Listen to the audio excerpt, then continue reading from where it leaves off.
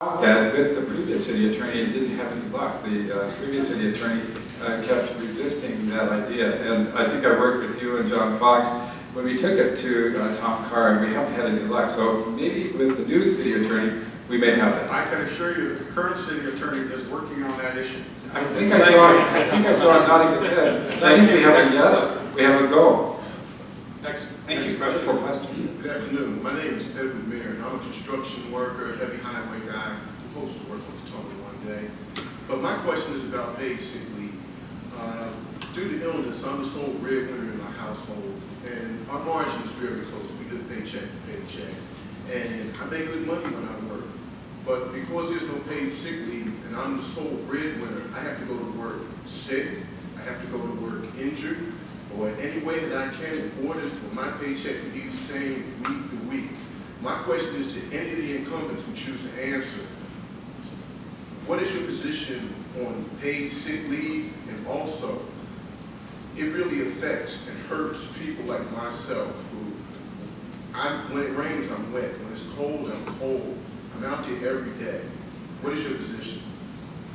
Well, my position has been in favor of paid sick leave. I think that we'll eventually think of it very much the way we think of the minimum wage, that we would not allow someone to pay less than the minimum wage for a job. We would not allow someone to be not able to earn sick leave, which is what we have talked about. We do not have a law in front of us. You should know that. What we need to do is to shape a good law that can be workable in Seattle.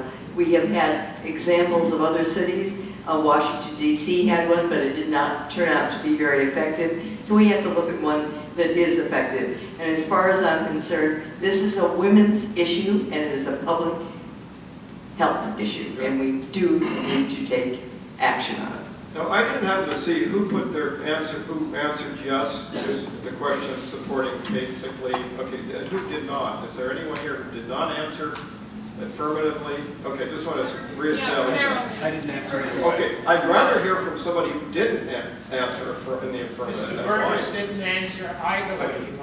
That's just what I said. Thank you. Okay. I didn't answer a yes or no on that question. I missed that. Glenn is here to keep track. All right. We want to hear opposing views. In principle, I support that. I ran my own company for 22 years. We provided paid sick leave and a lot more in benefits to our employees. For me, there's two issues.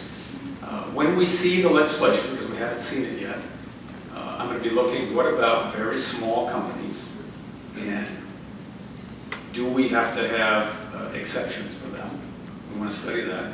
And second, how do we make sure that this proposal does not harm our economic competitiveness regionally? I remember very well when we used to have what was called the employee hours tax, or the head tax. This little city to the east of us here, Bellevue, put flyers in all their promotional materials. We don't tax new jobs, Seattle does. And I can see the flyer when we do paid sick leave. We don't force you to do paid sick leave. So those are the two issues that when we see the legislation, we want to work on those details. And there are discussions underway right now to see how we weave through that so that we can embrace the policy. I think Bruce is burning to respond also. Burning. I started my introduction by saying at the end of the day, we have to be fair to all people. Edward, the social equity in your position is, in my opinion, is unquestionable. It is unfair for a person that doesn't have sick leave to have to go to work or run the risk of not being paid. The unfairness of it, to me, in my personal opinion, is incredibly unfair, and it has to be addressed. Okay, so I understand why we have to have some kind of sick leave policy in place. To me, the fairness issue is without debate. We have small businesses that may have a different opinion, and at the risk of saying I love process, we have to have a stakeholder process because there are some small businesses that are doing some very creative things in terms of sharing time amongst employees, even some of them having educational benefits, which is also critical for a young employee to succeed. So the stakeholder process, meeting with small businesses, is part of what we must do. I have the Women's Commission under me, I have the Disabilities Commission under me, I have the Human Rights Commission under me, and we use these organizations to help vet the fairness of these issues. I think we're going to have a very, very progressive council on the sick leave issue. Give us a little time. Okay, thanks, and let's move on to the next question. Brian? Yeah, my name's Brian Reedy, and if you don't mind, I'd like a yes or no on this question. Okay, And then- let's do that then. And then I'd like both Diane and Sally if they could expand. Okay, let's go with it. What would you do if the city executive and the law department both decided that the violation of a particular law, say setbacks or height restrictions or zoning, this is, Okay, let's start over again with the question. I'm sorry.